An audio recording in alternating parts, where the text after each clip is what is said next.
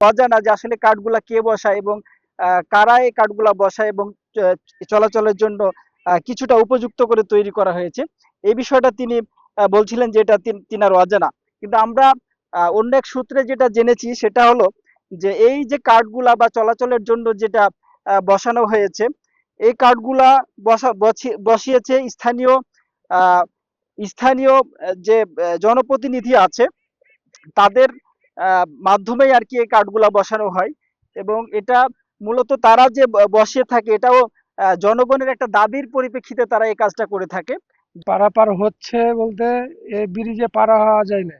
এই ব্রিজে মনে করেন অনেক ভাঙা টাঙা আছে, ভালো করে চেয়ারম্যান মেম্বাররা ঠিকও করে না। এই রাস্তা খুবই ঝুঁকিপূর্ণ বাচ্চাদের কারণে। হুম। আমাদের মা বোনেরা যাচ্ছে এখান থেকে খুবই কষ্টকর হয়ে যাচ্ছে সব। এই রাস্তা এটা হওয়া লাগবে, এখানে একটা রাস্তা ভালো করলে মানুষ টানুষ যাইলে ঝুঁকিপূর্ণ কম হবে। আর এ পড়ে অনেক মানুষ মারা যায় তো এই ব্রিজে। এর আগেও অনেক মানুষ মারা গেছে ব্রিজে পড়ে। প্রায় কতজন মারা গেছে বলে আপনি জানেন? আমি অত জানি না, দু একজন জানি। আচ্ছা। আপনারা শুনছিলেন যে মূলত এই ব্রিজটি যে অরক্ষিত একটি ব্রিজ এবং যে কাঠগুলা মারা আছে আপনাদেরকে দেখানোর চেষ্টা করেছি। এটা খুবই ঝুঁকিপূর্ণ একটি জায়গা। আপনাদেরকে নিচ দেখানোর চেষ্টা করব যে মাঝে মাঝে কাঠ নাই, এই কাঠ নাই এবং এই নিচটি দেখানোর চেষ্টা করবো কত ঝুঁকিপূর্ণ একটি জায়গা। এবং এই জায়গা থেকে যদি কেউ পড়ে যায় তাহলে সে তার প্রাণ নাশের ঘটনা ঘটতে পারে। এটা অনেকাংশেই যে বলা হচ্ছে যে এটা প্রাণ নাশের একটি ঘটনা ঘটতে পারে।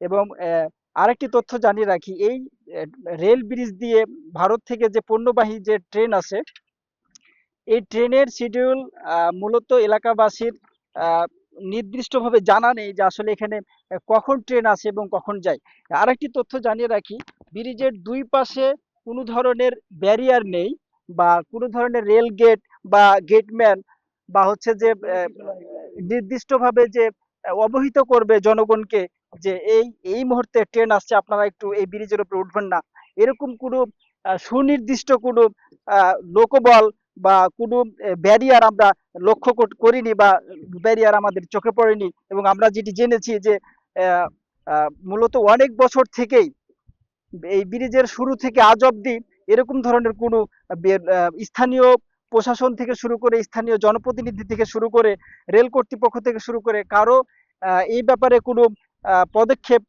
চোখে পড়ার মতো না যে উভয় পাশে কোনো ধরনের ব্যারিয়ার বা গেটম্যান বা গেট স্থাপন করে জনসাধারণকে একটু অবহিত করবে যে এখান দিয়ে চলাচল করা যাবে না। তবে আমরা একজন রেল কর্তৃপক্ষের কাছ থেকে যেটি জেনেছি তিনি আমাদেরকে যেটি বলার চেষ্টা করেছেন বা জানিয়েছেন সেটা হলো যে এই ব্রিজটি সম্পূর্ণরূপে এই ব্রিজটি সম্পূর্ণরূপে নিষেধ করা আছে।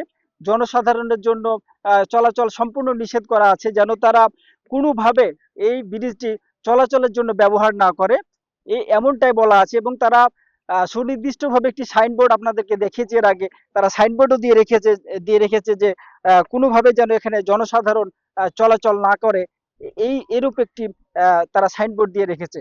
কিন্তু দিন শেষে যেটা আমরা খেয়াল করছি প্রতিনিয়ত, যেটা দেখছি বা মানুষের কাছ থেকে যেটা জানার চেষ্টা করেছি এবং তারা যেটি আমাদেরকে জানিয়েছে সেটা হলো যে আহ, সর্বোচ্চভাবে মানুষের যে প্রয়োজন, এপার থেকে ওপার যাওয়ার যে প্রয়োজন, বিভিন্ন কারণে এই যে প্রয়োজন, শিক্ষা থেকে শুরু করে স্বাস্থ্য থেকে শুরু করে বিভিন্ন কারণে যে প্রয়োজন, এই প্রয়োজনের কারণেই তারা এই আহ, অরক্ষিত ব্রিজটি ব্যবহার করে থাকে।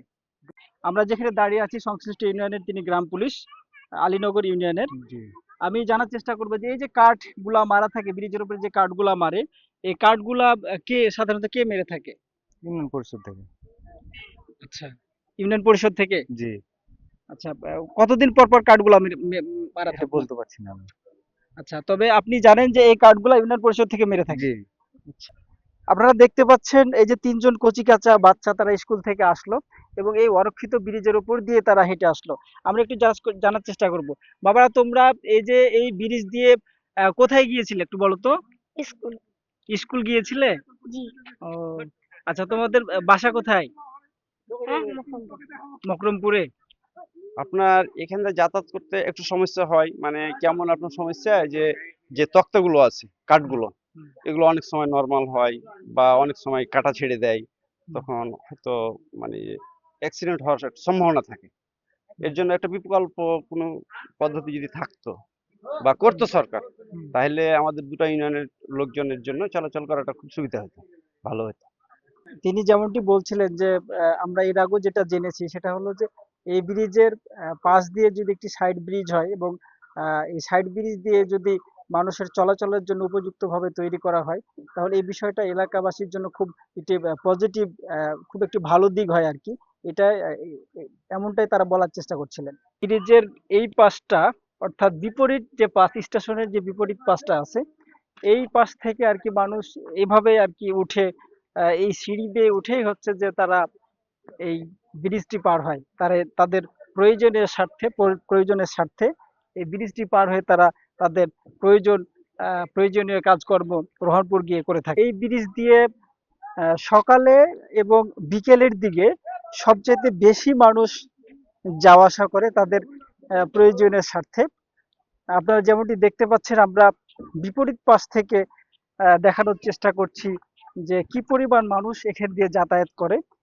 আপনারা দেখতে পাচ্ছেন যে একজন আহ, একজন হচ্ছে যে বৃদ্ধ মাকে ধরে নিয়ে যাচ্ছে ওই অরক্ষিত ব্রিজের কারণে, এবং এই জায়গাটা একটু ঝুঁকিপূর্ণ হওয়ার কারণে তারা এভাবে পারাপার হয়ে থাকছে এবং ধরে নিয়ে যাচ্ছে। মূলত এটা তারা প্রয়োজনীয় স্বার্থে করে থাকছে এবং এমনটি আমাদেরকে বলার চেষ্টা করেছে।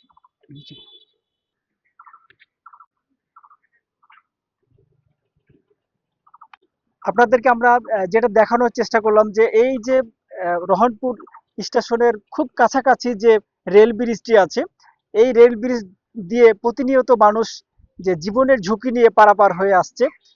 এর বাস্তবিক অর্থে আমরা যেটা জানার চেষ্টা করেছি যে আহ, স্থানীয় জনপ্রতিনিধি সহ যারা এই কর্তৃপক্ষ আছে, তারা সবাই যেটা বলেছে যে এটা নিষেধ করা আছে, এই রেল ব্রিজ দিয়ে মানুষের চলাচল নিষেধ করা আছে, তা সত্ত্বেও মানুষ এই রেল ব্রিজ দিয়ে প্রতিনিয়ত যাওয়া আসা করে তাদের জীবনের ঝুঁকি নিয়ে।